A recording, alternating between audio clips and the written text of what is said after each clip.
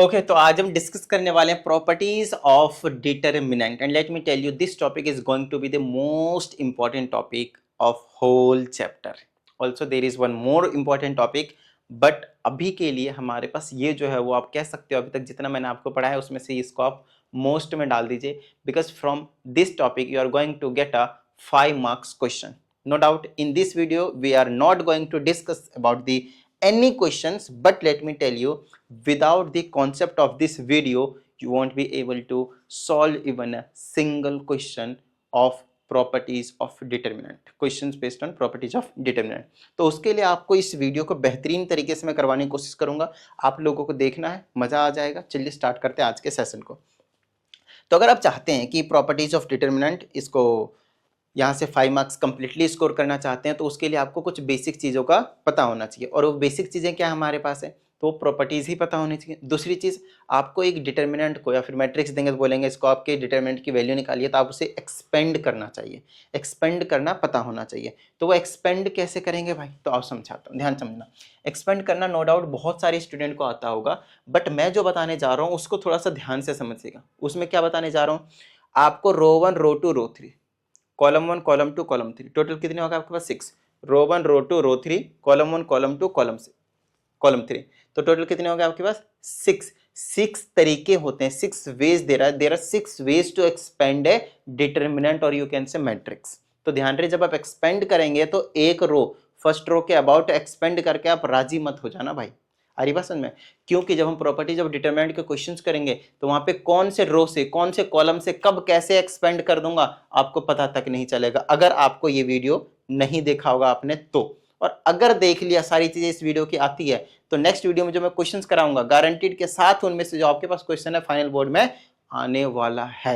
आई बात समझ में, ठीक है। उसी टाइप के आएंगे, एग्जैक्ट डिजिट आ जाए मतलब नॉट पॉसिबल, वेरिएबल जो मैं लिखूंगा एग्जैक्ट आ जाए वो नॉट पॉसिबल, बट हाँ जितना मैं लिखूंगा अगर आपको उतना आ गया तो जैसा भी क्वेश्चन आएगा आप कर जाओगे।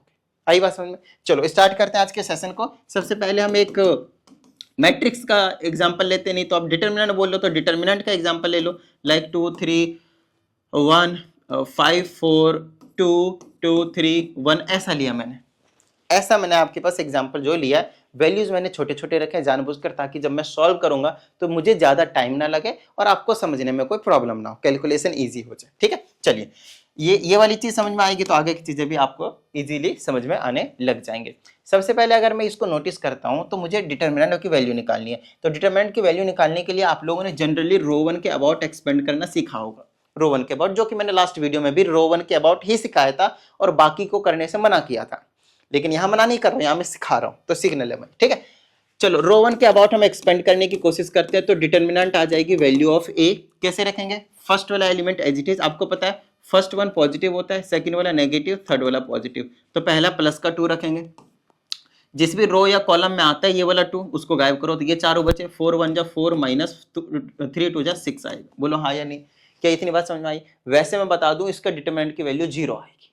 अब लोग सर आपको कैसे पता, अभी आपने सॉल्व भी नहीं किया, मैं कुछ भी रैंडमली वैल्यू लिखूंगा तो भी मैं डिटरमिनेंट की वैल्यू बता दूंगा, और यही जादू तो आपको सिखानी है, समझ आ रही है बात, यही जादू आज के सेशन में आपको सिखा दूंगा, टेंशन मत लीजिए, ठीक है। चलिए तो 4 माइनस का क्या हो जाएगा आपके पास 6 हो जाएगा। आगे चलिए भाई, टिडिंग टिडिंग, फर्स्ट वाला हो गया, ये गायब ये गायब 4। अच्छा ध्यान रहे पहले यहाँ से स्टार्ट करनी, ऊपर से, यहाँ से, इधर से मत स्टार्ट कर देना, इधर से, ठीक है ना, पहले इधर से करनी। 4 1 जा 4 और 2 3 जा 6 हो गया, ठीक है। पहला प्लस का, दूसरा माइनस का, तो माइनस का 3 लिख देंगे और ये गायब। जिस भी रो या कॉलम में आ रहा है उसको उड़ा दो, रो गायब कॉलम गायब, ये बचा 5 1 जा 5 माइनस का 2 2 जा 4। अगला क्या है आपके पास, प्लस का है, तो प्लस का हम क्या ले लेंगे भाई 1 ले लेंगे। जिस भी रो या कॉलम में उसको उड़ा दो, ये बचे 5 दिया 15 माइनस का 4 दूनी 8। चलो इसको सॉल्व करते हैं, डिटरमिनेंट ए की वैल्यू कितनी आ जाएगी -2, इससे करेंगे तो -4, आई बात समझ में। यहाँ 1 बचेगा, सॉल्व करेंगे -3, यहाँ सॉल्व करेंगे और इससे मल्टीप्लाई करेंगे तो +7, सॉल्व किया कितना आया 0। देखा मैंने आपसे बोला था ना कि 0 आएगा, ठीक है ना। चलो अब मेरी बात ध्यान से सुनिएगा, नेक्स्ट वाला एग्जाम्पल लेता हूं मैं। ये तो मैंने एक्सपेंड किया किसके अबाउट, रो 1 के अबाउट, लेकिन क्या मैं सर सिर्फ रो 1 के अबाउट एक्सपेंड कर सकता हूँ, नहीं, मैं रो 2 के अबाउट भी एक्सपेंड कर सकता हूँ। चलो करते हैं। रो 2 की अगर हम एक्सपेंडेशन देखते हैं तो ऐसे होता है, देखो पहला प्लस फिर माइनस फिर प्लस, फिर यहाँ पे प्लस से खत्म हुआ तो नेक्स्ट आएगा माइनस, ऑल्टरनेट चलता रहता है, फिर प्लस फिर माइनस, फिर यहाँ माइनस से खत्म हुआ तो फिर आपके पास ये प्लस का आ जाएगा, फिर माइनस का आ जाएगा, प्लस का आ जाएगा। कहने का मतलब हर रो में आपको क्या करना है, प्लस से शुरू होगा आपके पास, ऑल्टरनेट चलता रहेगा, plus minus plus minus plus minus plus minus plus, ऐसे करके आपके पास चलता रहता है। समझ में आई इतनी बात? बस ये चीज आपको याद रख लेनी है। चलो आगे की बात करते हैं। अब रो 2 में हमें पता है फर्स्ट वाला प्लस का लेना है, सेकंड वाला माइनस का लेना है, थर्ड वाला माइनस का लेना है। इस बात का प्रॉपर ध्यान रखना है।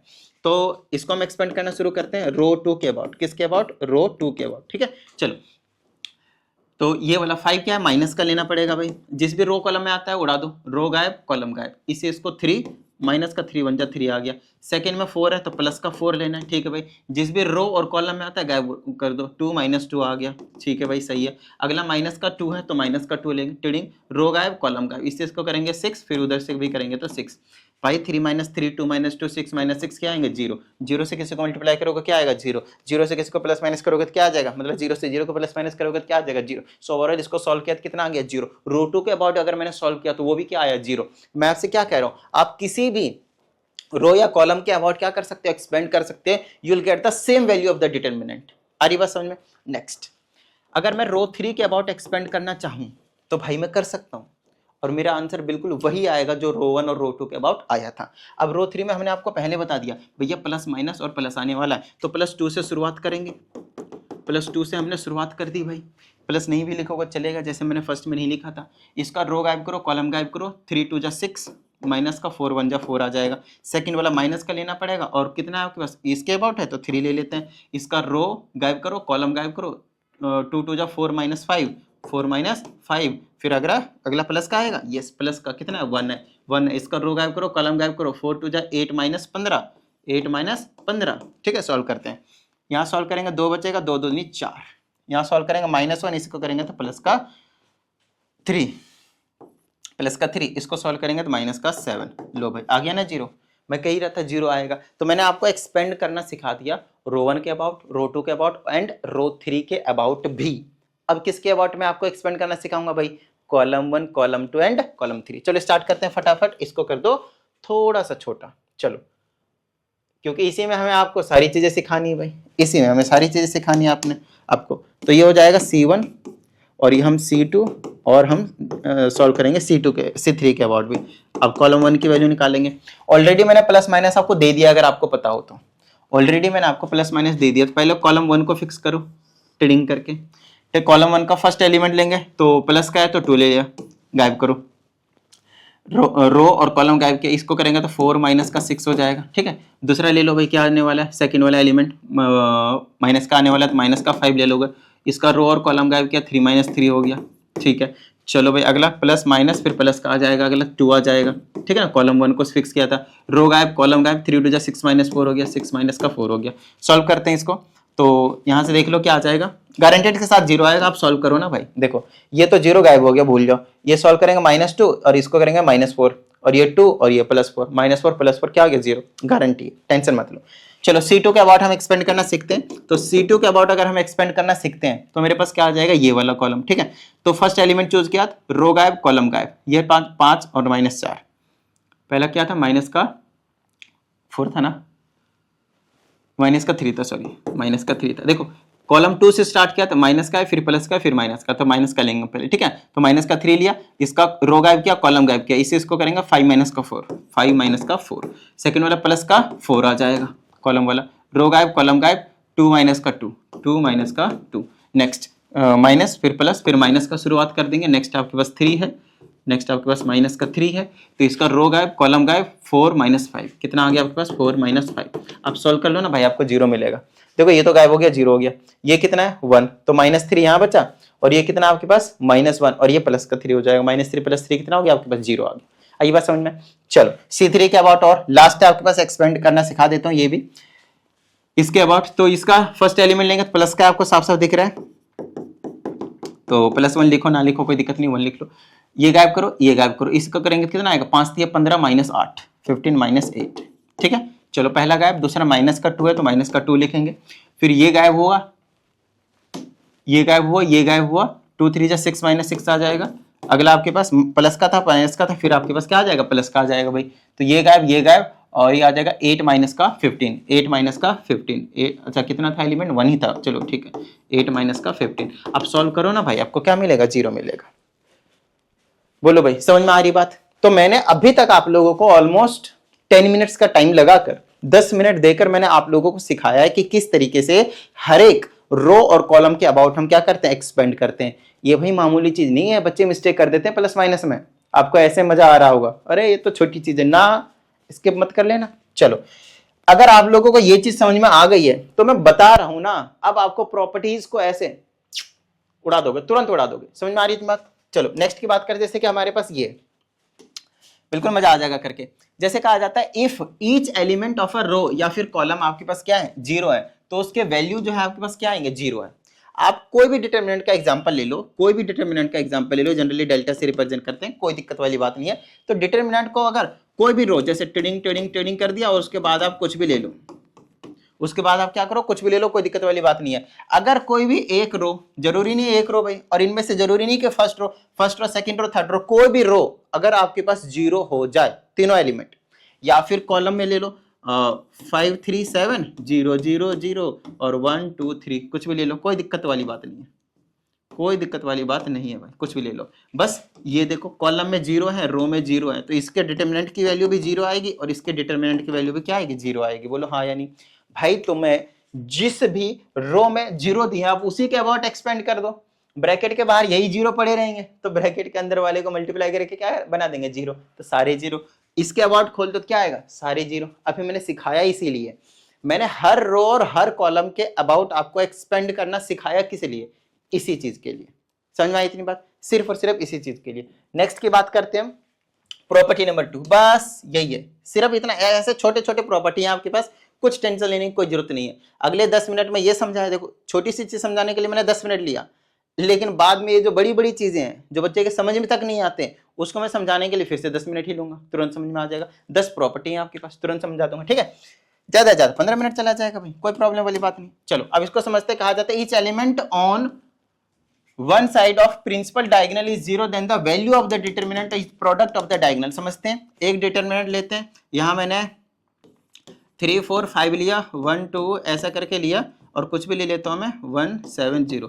अब बोलोगे सर वहां बोला कुछ है, आप ले कुछ रहे हो, मुझे मालूम है भाई, टेंशन ना लो, मैं बस आपको समझाने के लिए ऐसा कर रहा हूँ। प्रिंसिपल डायगोनल, यहाँ पे कुछ और वैल्यू लिख लेते हैं, प्रिंसिपल डायगोनल दिख रहा है आपके पास, इसको कहते हैं प्रिंसिपल डायगोनल। सिर्फ यही एक डायगोनल आपको माना जाता है पूरे मैट्रिक्स एंड डिटरमिनेंट में। तो इसके एक साइड का या तो ये तीनों 0 कर दो ट्रेडिंग करके, तो क्या आएगा 0 0, अरे भाई 0 0 0, या तो ये 0 कर दो, या फिर 4 5 1 को हटा के इसके जगह क्या कर दो, 0 कर दो। आपके पास पूरे का जो आंसर आएगा डिटरमिनेंट की वैल्यू, मान लो अब ये a है, मैं कहता हूं आप इसे एक्सपेंड करो, सिखा तो दिया ना भाई मैंने, एक्सपेंड करो तो कितना आएगा पता है, 3 2 जा 6 और 6 8 जा 48। डिटरमिनेंट की वैल्यू कितनी आएगी, 48। मैंने क्या किया, कुछ नहीं, डायगोनल के एलिमेंट्स को क्या कर दिया हमने, मल्टीप्लाई कर दिया, दैट्स इट। अब डायगोनल के एलिमेंट को कब मल्टीप्लाई करना होता है, आपको ये मालूम होना चाहिए कि डायगोनल का अगर एक साइड, अगर आपके पास सारे एलिमेंट 0 हैं, इसको बोलते थे अपर ट्रायंगुलर मैट्रिक्स। अगर आप लोगों को याद हो मेरा फर्स्ट वाला मैट्रिक्स का सेशन, तो वहां मैंने आपको समझाया इसको क्या कहते थे, अपर ट्रायंगुलर मैट्रिक्स। तो अपर ट्रायंगुलर मैट्रिक्स की जो डिटरमिनेंट की वैल्यू आएगी वो हमेशा प्रोडक्ट ऑफ द डायगोनल आएगा, चाहे वो अपर मैट्रिक्स अपर ट्रायंगुलर मैट्रिक्स हो या फिर लोअर ट्रायंगुलर मैट्रिक्स हो। अगर ये तीनों एलिमेंट 0 हो जाए, ये कुछ और हो जाए, कोई दिक्कत नहीं है, आंसर क्या आएगा आपके पास, ट्रेडिंग करके प्रोडक्ट ऑफ द डायगोनल। क्या इतनी बात समझ में आई? लेकिन सर एक चीज नहीं समझ में आई, तब क्या होगा जब ये दोनों में 0 हो जाए। चलो लेट्स ट्राई, मुझे भी नहीं पता। यहां मैंने 3 लिया, 2 लिया और 8 लिया, यहां 0 यहां 0 यहां 0 यहां 0 यहां 0 यहां 0। मैंने क्या किया, मैंने दो जगह ले लिया, इसको मैंने बी का नाम दे दिया। मैंने दोनों जगह लीडिंग डायगोनल जो है प्रिंसिपल डायगोनल, उसके एक साइड नहीं, दोनों साइड मैंने 0 0 ले लिया। देखो एक साइड लोगे तो डायगोनल के प्रोडक्ट आएंगे उसके वैल्यू ऑफ डिटरमिनेंट, बट मैं चाहता हूं भाई दोनों जगह ले लेंगे तो क्या आएगा, लेट्स ट्राई। तो ये आ जाएगा बी का डिटरमिनेंट। अब कितना आएगा मेरे पास, इसके अबाउट रो 1 के अबाउट खोल रहा हूं तो 3 आ जाएगा ब्रैकेट में, ये गायब, और ये 2 8 2 जा 16, माइनस का क्या है 0। उसके बाद इसके अबाउट खोलूंगा तो 0 आएगा, और आंसर कितना है 48। क्या बात है। अब कहा जा रहा है कि भाई अगर लोअर और अपर दोनों ट्रायंगुलर मैट्रिक्स वाले, मतलब दोनों पोर्शन में लीडिंग डायगोनल के अलावा बाकी सारे एलिमेंट क्या हो जाए, जीरो। मतलब इसको क्या कहते थे हम, स्केलर मैट्रिक्स कहते थे, याद आया? अगर ये मैट्रिक्स होता तो स्केलर मैट्रिक्स कहते हैं। तो स्केलर मैट्रिक्स की जो वैल्यू आती है वो क्या आते हैं हमेशा, डिटरमिनेंट की वैल्यू जब निकालते हैं तो प्रोडक्ट ऑफ द डायगोनल आती है। लो भाई, आपको एक नई प्रॉपर्टी और दे दिया जो यहाँ पे नहीं लिखा गया है। बताओ भाई, समझ में आई इतनी बात? ठीक है, ठीक है, चलो नेक्स्ट प्रॉपर्टी की बात करते हैं। इसमें कहा जाता है value of the determinant remains unchanged if the rows and columns are interchanged. For example, if I say you are given a determinant like 2 3 4 1 5 3 0 7 4 whatever 3 जो भी लिखा मैंने, आप क्या करो इसके रो और कॉलम को चेंज कर दो, जिसको मैंने ए डैश से बोला। जैसे मैट्रिक्स में हम ट्रांसपोज करते थे, डिटरमिनेंट में भी वही कर रहे हैं, ट्रांसपोज ही करना है। रो को कॉलम बना दो, कॉलम को रो बना दो। तो 2 3 4 यहाँ लिख दो, 1 5 3 यहाँ लिख दो, और अगला क्या कर दो, 0 7 3 यहाँ लिख दो। अब मैं कहता हूँ आप ए का डिटरमिनेंट निकाल लो, जो भी आएगा भाई निकालना सिखा दिया मैंने अभी आपको, और मैंने बोला आप ए डैश भी निकाल लो। क्या इतनी बात समझ में आई? दोनों वैल्यू आपके पास सेम होगा, remains unchanged. Value of the determinant remains unchanged, it means A और ए डैश का डिटरमिनेंट की वैल्यू आपके पास सेम टू सेम रहने वाला है, कुछ भी चेंज नहीं होगा। आई बात समझ में? चलिए नेक्स्ट की बात कर लेते हैं। इसमें कहा जाता है प्रॉपर्टी 4 है, अगर एनी टू रो और column interchange then the value of the determinant changes by minus sign only. देखो समझ आते हैं, कोई भी डिटरमिनेंट ले लो, 2 3 4 1 5 3 0 7 8 5, जो भी लिखना लिख लो, कुछ फर्क नहीं पड़ता। ठीक है, मैं कहता हूं कि भाई आप ऐसा करो, किसी भी दो रो या फिर दो कॉलम को आप इंटरचेंज कर लो। इसका क्या मीनिंग है सर? मैं कहता हूं आप R1 लो और R2 लो और आपस में चेंज कर दो। क्या मीनिंग है सर इसका? इसका मीनिंग ये है, देखो R1 ये है और R2 ये है, इसके जगह इसको लिख दो, इसके जगह इसके लिख दो, खत्म बात। ये हो जाएगा 1 5 3 और ये 2 3 4, और थर्ड वाले को जैसा था बेचारे को वैसे ही रहने देना। अब मैं कहता हूं आप इसका डिटरमिनेंट की वैल्यू निकालो, कितना आया? मान लेते हैं कुछ आ जाएगा। इसके डिटरमिनेंट की वैल्यू निकाल लेते हैं, क्या आ जाएगा, ए डैश। मान लेते हैं ये भी कुछ ना कुछ आ जाएगा, लेकिन ये कुछ ना कुछ ये और ये ना सेम ही आएगा, ए और ए डैश सेम आएगा, सिर्फ और सिर्फ माइनस साइन का फर्क होगा। एक में माइनस का साइन आएगा, है ना, एक दूसरे के नेगेटिव डिटरमिनेंट होंगे और कुछ नहीं। बताओ भाई, समझ में आई इतनी बात? ठीक है, लेकिन सर ये चेंज किया हुआ मैं एक बार और चेंज कर दूं तो एक बार और माइनस साइन आएगा, तो माइनस साइन प्लस हो जाएगा, तो मतलब ओरिजिनल वाले वैल्यू आ जाएगी। समझ रहे हो? डबल कॉम्प्लीमेंट वाली चीज, सिंपल सी बात है। एक बार आपने कॉम्प्लीमेंट लिया, एक बार और कॉम्प्लीमेंट लिया तो ओरिजिनल वाली वैल्यू आ जाएगी। समझ रहे हो? तो नेगेटिव साइन हट जाएगा। ठीक है, ये कहानी है आपके पास, समझ में आ गया होगा आपको, राइट? तो मैंने तो ये तो किसी भी दो रो के साथ किया है, आप भाई किसी भी दो कॉलम के साथ कर सकते हो। यहाँ पे जो प्रॉपर्टी रो फॉलो कर रहा होता है वो कॉलम भी कर रहा होता है, कोई दिक्कत वाली बात नहीं होती। नेक्स्ट प्रॉपर्टी के पास चलते हैं, प्रॉपर्टी नंबर 5। कहा जाता है इफ टू रोज और columns of a determinant are identical then the value of the determinant is 0। मैं बोलूं इसको आप सबसे ज्यादा यूज करोगे भाई, this is the most important property. इसका यूज आप बहुत बार करोगे, और इसका जो क्वेश्चन आता है ना वो एमसीक्यू में आता है। कुछ भी दे देंगे और बोलेंगे कि बताओ इसकी वैल्यू क्या है ना, फिर बोलेंगे ऑप्शन में 0 दिया रहेगा और आंसर 0 ही होता है। अब 0 कैसे निकलता है वो भी आपको पता होना चाहिए ना, कुछ ऐसा भी दे देंगे कई बार कि 0 नहीं होता है, तो फिर वहां पे थोड़ी समस्या आ जाएगी। ठीक है, फिर भी प्रॉपर्टी पता होंगे तो बिना सॉल्व किए बता दोगे, बिना सॉल्व किए बता दोगे, क्योंकि वेरिएबल होता है तो सॉल्व करने में टाइम ज्यादा लगता है। तो प्रॉपर्टी देखते ही तुरंत पता चल जाता है कि इसकी वैल्यू डिटरमिनेंट की 0 होगी या नहीं होगी। तो ये वाली प्रॉपर्टी हम यूज करते हैं। जैसे कि मैंने बोला एक डिटरमिनेंट का नाम मैंने डी दिया, इस डिटरमिनेंट में मैंने लिया 2 3 1 5 3 7 और फिर से लिया मैंने 2 3 1। आप नोटिस करो इसके दो रो, ये वाला रो 1 और रो 3 क्या है, सेम टू सेम है। रो 1 और रो 3 क्या है, सेम टू सेम है, दे आर आइडेंटिकल। क्या है आपके पास, आइडेंटिकल। तो जब आइडेंटिकल होते हैं तो डिटरमिनेंट की जो वैल्यू होती है, डिटरमिनेंट की जो वैल्यू होती है वो क्या निकल कर आती है, 0। आप लोगों को एक मस्त चीज दिखाऊं, आओ दिखाता हूं। फर्स्ट वाला एग्जांपल देखना, ये वाला एग्जांपल देखना फटाफट, ये वाला फर्स्ट वाला एग्जांपल देखना भाई। ये देखो 2 3 1 और ये 2 3 1, दोनों रो क्या आपके पास आइडेंटिकल है, रो 1 और रो 3। तो इनके जो वैल्यूज निकाले थे हमने वो क्या निकला था, 0 नहीं निकला था। अब किसी भी रो या कॉलम के अबाउट हमने एक्सपेंड किया था तो हमारी वैल्यू क्या आई थी, 0। तो ये जादू होता है। जादू कुछ नहीं होता है, साइंस होता है। समझ रहे हो? चलो आई होप आपको समझ में आया होगा, ये वाली भी प्रॉपर्टी समझ में आ गई। तो सर क्या आपने रो वहां भी लिया था, यहाँ भी रो लिया और एलिमेंट भी कमाल वाली बात है सेम आ गया? नहीं, ऐसा कोई हार्ड एंड फास्ट रूल नहीं है। आप किसी भी रो और कॉलम को आप सेम जो है वो ले सकते हो, मर्जी आपकी है। जैसे कि मैंने बोला यहाँ पे 1 1 1 है, 2 5 3 है, फिर यहाँ भी 1 1 1 ले लिया। एग्जैक्ट एलिमेंट भी सेम होना जरूरी नहीं है, बट ये भी इसका भी 0 निकल कर आएगा। मैंने बोला यहाँ पे आप 5 3 8 ले लो, यहाँ पे 2 7 19 ले लो, यहाँ पे 5 3 8 ले लो, कोई दिक्कत नहीं, ये और ये सेम है तो इसकी वैल्यू क्या आएगी 0। कोई भी दो रो या फिर दो एलिमेंट के कॉरेस्पॉन्डिंग एलिमेंट्स एग्जैक्टली सेम है तो उसकी डिटरमिनेंट की वैल्यू क्या आ जाएगी आपके पास 0 आ जाएगी। Very important. चलिए नेक्स्ट की बात कर लेते हैं, प्रॉपर्टी नंबर 6। इसमें कहा जाता है if each element of a row या column is multiplied by k then the value of the determinant becomes k times. जैसे कि मैं आपको एक चीज और बता दूं, मैट्रिसेस में जब हम किसी नंबर से मल्टीप्लाई करते हैं तो हर एक एलिमेंट मल्टीप्लाई होता है। Each element of the matrix is multiplied whenever we multiply by a scalar number, but in determinant doesn't happen so. Why? ध्यान समझिएगा। जब आप करते हो, जैसे कि मेरे पास 2 3 4 1 5 7 2 3 8 ऐसा कुछ लिया मैंने, आपने बोला भाई मैंने इसकी वैल्यू निकाल दी डिटरमिनेंट की। लेट से एग्जांपल के लिए मैंने सॉल्व नहीं किया, आप लोग कर लीजिएगा। मान लेता हूं कि भाई 12 आया एग्जांपल के तौर पे। अब मैं कहता हूं कि भाई मैं इस डिटरमिनेंट को, इसी डिटरमिनेंट को किसी नंबर से मल्टीप्लाई करना चाहता हूं। मान लेते 3 से मल्टीप्लाई करते हैं, लेट से 3 से मल्टीप्लाई करता हूं, तो ऐसा नहीं है कि ये सारे के सारे एलिमेंट मल्टीप्लाई हो जाएंगे।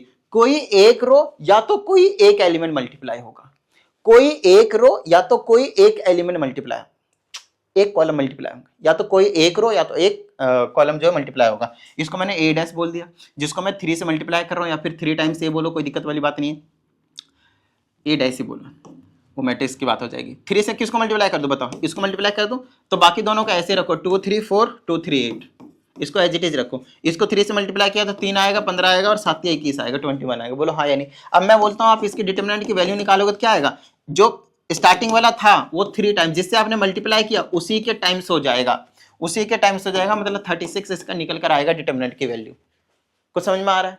मतलब आप अगर एक कांस्टेंट नंबर से किसी भी एक डिटरमिनेंट को मल्टीप्लाई करते हैं तो पहली चीज वो हर एक रो या हर एक कॉलम से मल्टीप्लाई नहीं होता है, किसी एक रो या एक कॉलम से मल्टीप्लाई होता है। तो हमने लेट से इस सेकंड वाले रो को मल्टीप्लाई किया था, ठीक है, फिर हमने इसका डिटरमिनेंट निकाला तो इस वाले के 3 टाइम्स आया। क्यों 3 टाइम्स आया? क्योंकि स्टार्टिंग में हमने मल्टीप्लाई जो किया था वो 3 से किया था। ये प्रॉपर्टी है, आपको करके देख लीजिएगा। इसको मैंने आपको एक्सप्लेन कर दिया, सॉल्व करना होता है, सॉल्व हमने आपको करना सिखा दिया हर एक रो और कॉलम के अबाउट। आइए नेक्स्ट की बात कर लेते हैं। इस वाले में अगर आप नोटिस करते हो, इसमें हमसे कहा जाता है if each element of a row और column of a determinant consist of sum of 2। देखो इतनी जितनी रामायण कहानी लिखी है इसको मैं थोड़ा सा कर देता हूं साइड, और आपको मैं एग्जांपल देकर समझाता हूं तो आपको बेहतरीन समझ में आएगा। मैंने बोला ये x प्लस वाई है, ये p है, ये q है, ये r है, ये s t है, u है, और ये x प्लस वाई है, y प्लस z है, z प्लस x है। ऐसा लिखा मैंने बोला देखो आप इसमें इस वाले कॉलम को ध्यान से देख सकते हो, इसमें क्या लिखा है? 2 चीजें प्लस में लिखी है, तो मैं इसको एक्सपेंड करके ऐसे लिख सकता हूं, 2 अलग अलग सम के फॉर्म में लिख सकता हूं, 2 डिफरेंट मैट्रिक्स डिटरमिनेंट में कन्वर्ट कर सकता हूं। बोलोगे सर ऐसा कैसे हो जाएगा? हो जाएगा, ध्यान समझिएगा। जिसमें प्लस माइनस नहीं उसको एज इट इज छोड़ दो, तो p q r s t u, p q r s t u छोड़ दो उनको एज इट इज, ठीक है। फिर इसमें पहला वाला पहले में लिख दो x y z, दूसरे माने में y z x। समझ में आ रही इतनी बात? अब मैं कहता हूं आप इसको एक्सपेंड कर लो, कोई दिक्कत नहीं है, इन दोनों को अलग अलग एक्सपेंड करके ऐड कर दो, सेम वैल्यू मिलेगी, सेम वैल्यू मिलेगी। मैंने यहाँ पे P Q R S X Y Z का एग्जांपल लिया है, आप कुछ भी एग्जांपल न्यूमेरिक वैल्यू ले लो, सम के फॉर्म में लिख दो, सॉल्व करो, एकदम तुरंत समझ में आ जाना चाहिए।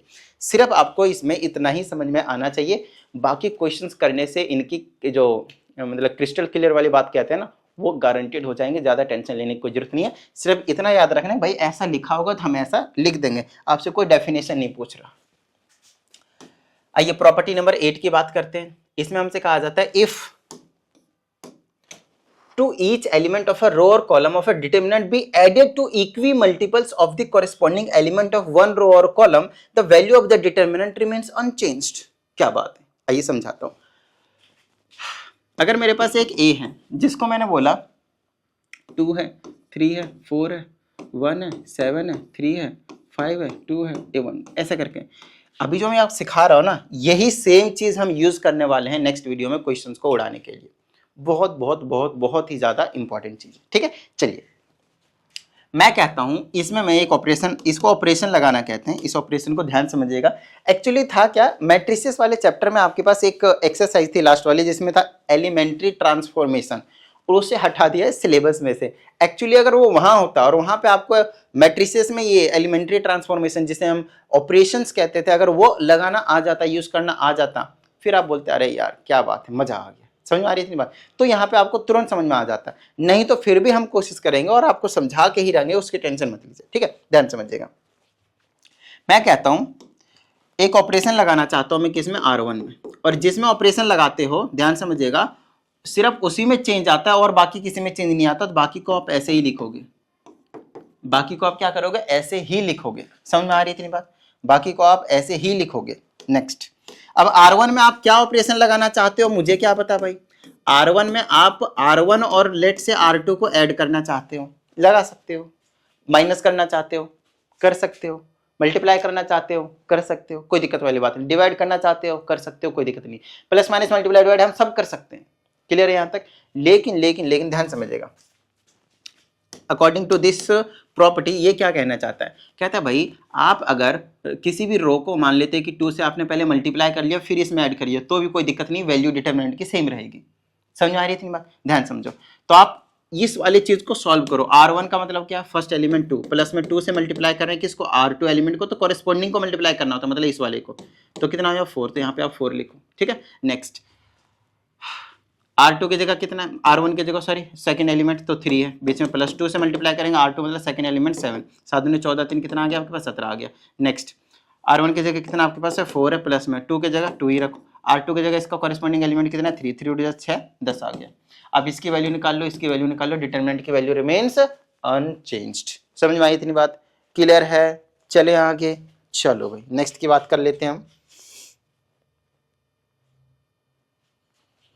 सॉरी, ज्यादा प्रॉपर्टी अब हमारे पास नहीं बचे, सिर्फ 2 बचे हैं, छोटे छोटे बच्चे, तुरंत समझ में आ जाएगा। चलिए आगे की हम बात कर लेते हैं फटाफट। How much time it is 27, almost 2 to 3 minutes और दे दीजिए, बस हो जाएगा, ठीक है।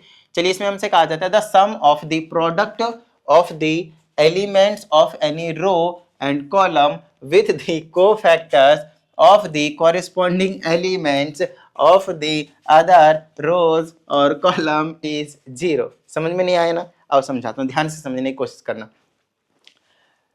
ऑफ सम अदर रो और कॉलम इज 0, ध्यान समझने की कोशिश करेंगे, एक एग्जांपल लेंगे तो हमें आसानी से समझ में आ जाएगा, ठीक है। मैंने लिया 2 लिया 3 लिया 4 लिया 1 लिया 5 लिया 3 लिया 2 लिया 1 लिया 2 लिया, ऐसा कुछ लिया मैंने। मैं कहता हूं भाई ऐसा करो, आप कोई भी एक रो या फिर एक कॉलम पकड़ लो, आप कोई भी एक रो या फिर एक कॉलम जो है पकड़ लो। अगर रो पकड़ते हो, जैसे कि मैंने मान लिया कि ये वाला रो पकड़ लो, तो ये इसमें एलिमेंट्स के पोजीशन देखना, क्या है मेरे पास A11, फिर क्या है मेरे पास A12 और A13। क्या इतनी बात समझ में आई? ठीक है। नेक्स्ट, दूसरी चीज अगला वाला रो कौन सा चूज कर लो। अगर रो लिया है तो अगला कॉरेस्पॉन्डिंग तो तभी होगा जब रो को ही चूज करोगे, तो रो को ही चूज कर लो भाई, ये वाला लो या फिर ये वाला लो, मर्जी है आपकी, मर्जी, कोई दिक्कत वाली बात नहीं। मान लेते हैं कि रो 3 लिया, तो इस रो 3 का क्या लेना पड़ेगा आपको, पता है क्या लेना पड़ेगा आपको, उसके कोफैक्टर। किसी भी रो के आप एलिमेंट ले लो, देखो यहाँ पे बोले ना सम ऑफ द प्रोडक्ट, अभी मैं प्रोडक्ट कर रहा हूँ फिर सम करूंगा, तो सम ऑफ द प्रोडक्ट मतलब पहले प्रोडक्ट करना होता है फिर सम करना होता है, किसी भी रो या कॉलम के क्या एलिमेंट्स, और उसी को मल्टीप्लाई करना होता है कॉरेस्पॉन्डिंग एलिमेंट्स ऑफ किसी भी रो और कॉलम के, किसी भी रो और कॉलम। कॉलम लोगे तो कॉलम वाले से करना, रो लोगे तो रो वाले से कर लेना। जैसे अभी रो लिया था मैंने, तो रो के कोफैक्टर निकालूंगा, तो इसका कोफैक्टर निकालूंगा तो उसको कैपिटल ए से रिप्रेजेंट करते हैं, तो इसका कोफैक्टर का पोजीशन क्या होगी, A31 आएगी, third row first column, A32 आएगी, A33 आएगी। ये प्रोडक्ट किया फिर इनका सम करूंगा तो वो कितना निकल कर आएगा, 0 निकल कर आएगा। समझ में आ रही थी बात? अब एलिमेंट्स तो पता है कि ये 2 3 4 है, A1 A11 A12 A13, लेकिन कई बच्चों को कोफैक्टर नहीं पता। समझ में आ रही थी बात? तो कोफैक्टर ज्यादा टेंशन नहीं लेना, ध्यान समझना। जैसे कि मेरे को A31 निकालना है, तो इसका रो कॉलम गायब करो, 3 3 9 आया, माइनस का 5 के 20 आया, माइनस का 11 आया। साथ में ये भी ध्यान रखना होता है कि 3 और 1 को ऐड करके ये जो पोजिशन होते हैं, इवन नंबर आया तो सेम रहेगा, अगर ऑड नंबर आए तो साइन चेंज हो जाता है, बस और कुछ नहीं। जैसे कि मेरे को A32 निकालने का है, A32 इसकी बात करेंगे तो रो कॉलम गायब, 2 3 6 -4 आया, तो कितना आया 2 आया, बट ये 2 नहीं रहेगा क्योंकि ये सम करने पे ये 5 आ रहा है, ऑड नंबर है तो माइनस का 2 आपका आंसर होगा। यहाँ पे पुट करोगे एलिमेंट तो हमेशा क्या आएगा, 0 आएगा। एक अगला और निकाल लेते हैं, क्या आएगा, A33, ये रो कॉलम गायब हो गया, 5 दूनी 10 माइनस 3, 10 माइनस 3 कितना हुआ 7, तो A313 कितना आया 7, इवन नंबर आ रहा है ऐड करके तो चेंज नहीं होगा। अब इसको एक बार चलो मैं चेक भी करवा देता हूँ आप लोगों को।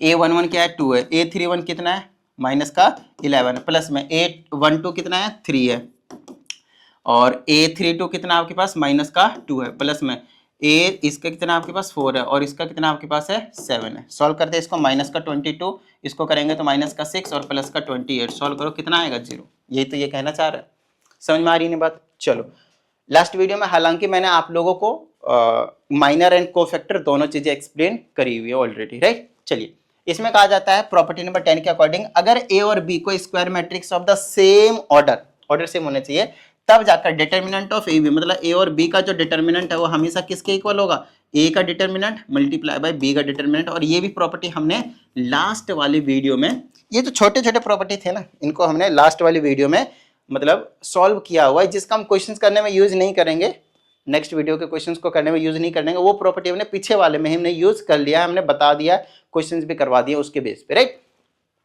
तो यहाँ पे आपके पास अब ये वाली प्रॉपर्टी की अगर हम बात करते हैं, भाई कहाँ रख दिया मैंने, तो ज्यादा टेंशन लेने की कोई जरूरत नहीं है, सिंपल समझिएगा। इस वाले क्या है, कोई भी एक मैट्रिक्स ले लीजिए 2 3 1 5 और एक बी मैट्रिक्स ले लीजिए 2 5 1 7, कुछ भी ले लीजिए, ठीक है। अब मेरी बात ध्यान सुनिएगा, पहले कहता है आप ए और बी को मल्टीप्लाई कर लो। अब भाई मल्टीप्लाई करना तो सिखा दिया ना, मल्टीप्लाई करोगे तो कुछ ना कुछ एक मैट्रिक्स आ जाएगा, ठीक है।